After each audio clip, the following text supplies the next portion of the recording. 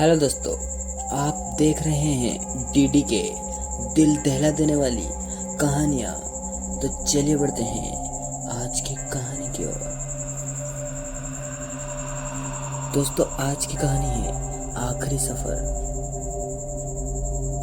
अक्षय, रश्मि, कीर्ति, राजू और गोपाल बहुत अच्छे मित्र होते हैं। सभी का परिवार समृद्ध परिवार होता है। वो सभी एक ही कॉलेज में पढ़ते हैं। वो जब भी घूमने जाते हैं तो सब साथ में ही जाते हैं। उन सभी के परिवार के लोग एक दूसरे को अच्छे से जानते हैं। अक्षय को शराब पीने की लत होती है, इसलिए सब उसको इसके लिए मना भी करते हैं। कीर्ति को राजू से प्यार होता है, पर वो उसे बताने से डरती है। उनको कॉलेज खत्म होने वाला होता है, इसलिए वो कहीं घूमने की योजना बनाते हैं। रश्मि और अक्षय को भूतिया जगहों पर घूमना बहुत पसंद है। जब सब तय कर रहे होते हैं कि घूमने कहाँ जाना है, तो रश्मि कहती है कि उसके पड़ोस में एक लड़का रहता है जिसका कहना है कि उसके गांव में भूतों का वास है। उसका कहना है कि उसके गांव के बगल में एक जंगल है जिसमें एक कब्रिस्तान है। उसका कहना है कि आज तक जो भी उस जंगल में गया वो आज तक वापस नहीं आया है। रश्मि सबसे कहती है कि क्यों ना हम उस गांव में जाएं और इस बात में कितनी सच्चाई है इसका पता लगाएं। इस पर अक्षय तो तुरंत राजी हो जाता है, पर गोपाल रश्मि की बातों से ही डर जाता है और कहता है कि अगर हम वहां गए और वापस ही ना आए तो क्या होगा।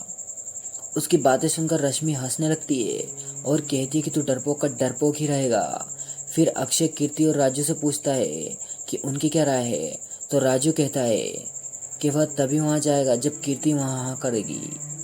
कीर्ति कहती है कि वह सिर्फ एक ही शर्त पर वहां जाएगी, अगर वह जंगल घूमने ना जाए तो कीर्ति कहती है कि ठीक है, मैं अपने पापा की कार मांग लूंगी और हम कल सुबह वहां जाएंगे। रश्मि कहती है कि सभी अपना अपना सामान ले लेना, क्योंकि हम वहां कुछ दिनों के लिए रुकेंगे।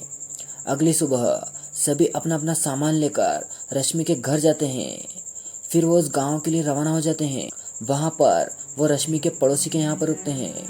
सभी फ्रेश होकर गांव घूमने के लिए निकल जाते हैं। वो गांव में सभी लोगों के साथ सिर्फ जंगल के बारे में ही पूछते हैं। तो लोग उनसे कहते हैं कि लगता है कि आप गांव में नए हैं, इसलिए उस जंगल के बारे में पूछ रहे हो। उस जंगल में आज तक जो भी गया है वह वापस कभी नहीं लौटा है। वहां जाने वालों को आत्माएं जिंदा नहीं छोड़ती है, इसलिए वहां जाने की सोचना भी मत। पर रश्मि और अक्षय जानना चाहते थे कि क्या सच में वहां आत्माएं हैं या फिर ये लोगों का भ्रम है। फिर रश्मि सबसे पूछती है कि क्यों ना हम उस जंगल में पिकनिक के लिए जाएं। इस पर गोपाल कहता है कि तुम्हारा दिमाग तो खराब नहीं है, सुना नहीं गांव वाले क्या कह रहे हैं, मरना चाहती हो क्या। फिर रश्मि कहती है कि भूत प्रेत कुछ नहीं होता है, ये सब मन का वहम है। पर अगर वहां पर सच में भूत हुए तो, कीर्ति ने कहा।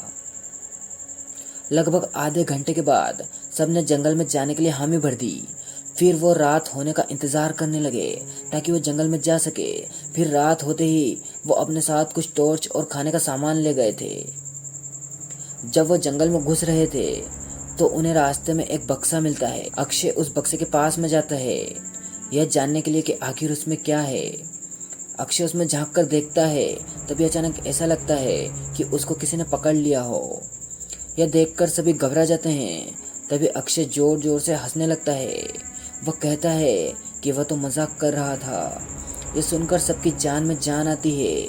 फिर वो सब आगे बढ़ते हैं और जंगल के बीचों बीच में जाकर बैठ जाते हैं। फिर वो सब अपनी गपशप शुरू करते हैं। तभी रश्मि के दिमाग में एक खुराफाती आइडिया आता है कि क्यों ना भूत को बुलाया जाए। फिर अक्षय और रश्मि जोर जोर से भूतों को बुलाने लगते हैं। कीर्ति और गोपाल उन दोनों को ऐसा करने से रोकते हैं, पर वो मानते नहीं हैं। तभी अचानक वहां पर जोर जोर से हवाएं चलने लगती है और अजीबोगरीब आवाजें सुनाई देने लगती है। उन आवाजों को सुनकर सभी के रोंगटे खड़े हो जाते हैं।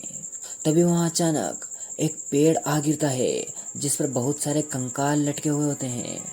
कंकालों को देखकर वो सब और डर जाते हैं और इधर उधर भागने लगते हैं। जब वो जंगल के किनारे पहुंच जाते हैं तो उन्हें पता चलता है कि गोपाल उनके साथ में नहीं है। तो वो सब डरते डरते वापस गोपाल को ढूंढने पर वहां पर जाते हैं। वो गोपाल को इधर उधर हर जगह पर ढूंढते हैं पर वो उन्हें कहीं भी नहीं मिलता है। फिर वो एक जगह पर इकट्ठा होते हैं और कहते हैं कि हमें यहाँ नहीं आना चाहिए था। तभी एक बूंद खून की राजू के हाथ पर आ गिरती है। पहले तो वो यह समझ नहीं पाता है कि वो क्या है। फिर और खून की बूंदें उसके हाथ पर आ गिरती है तो सब ऊपर की तरफ देखने लगते हैं और पाते हैं कि गोपाल का सिर पेड़ पर लटक रहा होता है। उसके शरीर का कुछ भी अता पता नहीं होता है। गोपाल की हालत देखकर सब बहुत डर जाते हैं और तेजी में गांव की तरफ भागने लगते हैं। पर इस बार वो रास्ता भटक जाते हैं। वो जितना आगे जाते हैं रास्ता उतना ही लंबा होता जाता है। अब वो और घबरा जाते हैं। चलते चलते फिर वो जंगल के बीचों बीच पहुंच जाते हैं। वहां उन्हें एक कब्र दिखाई देती है जिस पर लिखा होता है कि यह सफ़र तुम्हारी ज़िंदगी का आखिरी सफ़र है। यह पढ़कर उनकी हालत ख़राब हो जाती है और वो ज़ोर ज़ोर से मदद के लिए पुकारने लगते हैं। पर आखिर उस वीरान जंगल में उनकी आवाज़ कौन सुनेगा। फिर वो सब एक साथ बैठ जाते हैं और सुबह होने का इंतज़ार करने लगते हैं। लगभग सबकी आंख लग जाती है। तभी कीर्ति को अजीब अजीब आवाज़ें सुनाई देने लगती है। फिर उसे लगता है कि गोपाल उसे बुला रहा है। वह राजू को जगाती है पर वह उठता नहीं है, इसलिए वह अकेले ही आवाज़ के पीछे चली जाती है। वो बहुत चलती है पर उसे कोई दिखाई नहीं देता है, इसलिए वह वापस जाने के बारे में सोचती है। जैसे ही वो पीछे मुड़ती है तो देखती है कि एक औरत सफ़ेद कपड़ों में हवा में उड़ रही होती है। उसका चेहरा एकदम सड़ी लाश जैसा होता है। उसे देखकर कीर्ति जोर जोर से चीखने चिल्लाने लगती है। उसकी चीख सुनकर सबकी नींद खुल जाती है। वो देखते हैं कि कीर्ति वहाँ पर नहीं है, इसलिए वो उसे ढूंढने लगते हैं पर कीर्ति उन्हें कहीं भी नहीं मिलती है। इसलिए वो वापस उसी जगह पर आ जाते हैं और देखते हैं कि कीर्ति का सिर उस कब्र पर रखा होता है। कीर्ति का सिर सिर्फ एक ही बात दोहरा रहा होता है, यह तुम्हारा आखिरी सफ़र है। कीर्ति को इस हालत में देखकर सब पागलों की तरह चीखने चिल्लाने लगते हैं। वो समझ नहीं पाते हैं कि उनके साथ क्या हो रहा है। अब अक्षय कब्रिस्तान को खोजने लगता है कि आखिर उनके साथ क्या हो रहा है। जो कोई भी उसके साथ यह कर रहा है वह आखिर चाहता क्या है। वह कब्रिस्तान ढूंढने के लिए जंगल में इधर उधर घूमने लगता है पर उसे कब्रिस्तान तो नहीं मिलता है पर एक घर जरूर मिल गया जहाँ बहुत सारे इंसानी सिर लटके हुए होते हैं। उन्हें देखकर अक्षय भौचक्का रह जाता है। वह उस घर से बाहर आकर एक ही बात रटने लगता है कि आखिर चाहते क्या हो। इतना कहते ही वहाँ पर एक बच्चा आ जाता है और वहाँ हंसता हुआ वहाँ से चला जाता है। अक्षय भी उस बच्चे के पीछे पीछे जाता है पर तभी वह बच्चा गायब हो जाता है।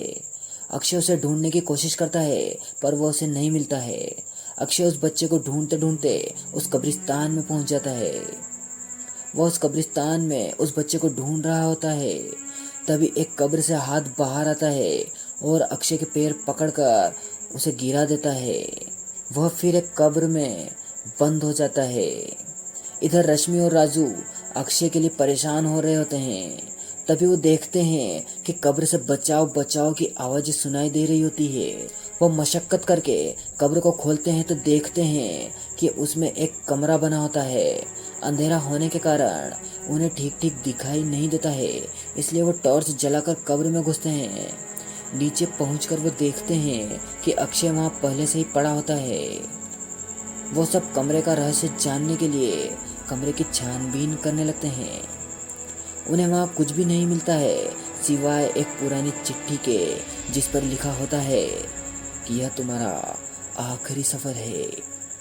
जब वो चिट्ठी पढ़ते हैं तो उस कमरे की लाइट आ जाती है और कब्र का दरवाज़ा बंद हो जाता है।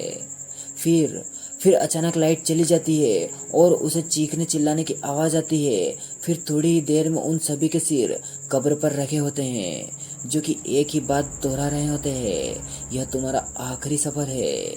इस तरह उन पांचों दोस्तों का सफ़र आखिरी सफ़र बन जाता है। तो दोस्तों, आपको यह आखिरी सफ़र वाली घटना कैसी लगी, हमें कमेंट करके ज़रूर बताएं। साथ ही वीडियो को लाइक और चैनल को सब्सक्राइब ज़रूर कर लें।